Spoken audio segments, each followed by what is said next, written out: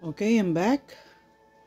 So, do you know that your life is colored very much by your faith in God? The question is, are you having the real God? In the past, I was thinking there's only one God that all people worships. If you read the Bible, you will be so shocked because God was so offended, especially in the Old Testament, because people were worshiping other gods. Small g.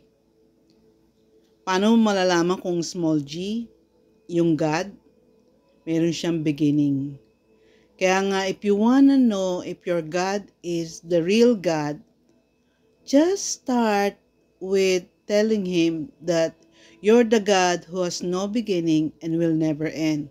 Kasi isa lang yun. There's only one God who has no beginning and no end.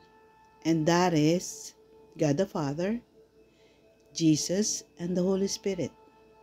Nobody created them. But the rest, like the fallen Elohims, ayoko nang mag-mention, ang daming na-offend. Ayoko nang maka-offend eh. Sa akin is, gusto ko lang kayong masave. Everyone who's listening here and is not sure about their salvation, there's a big chance that you're not saved. Kasi parang ganito yan eh. Pag magpapakasal ka at tinatanong mo yung sarili mo, mahal ko ba to? Merong percentage na hindi mo nga totally mahal yon.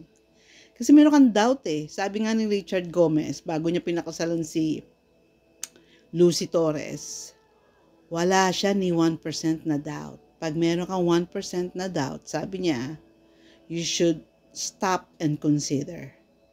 Okay? So, yun na muna.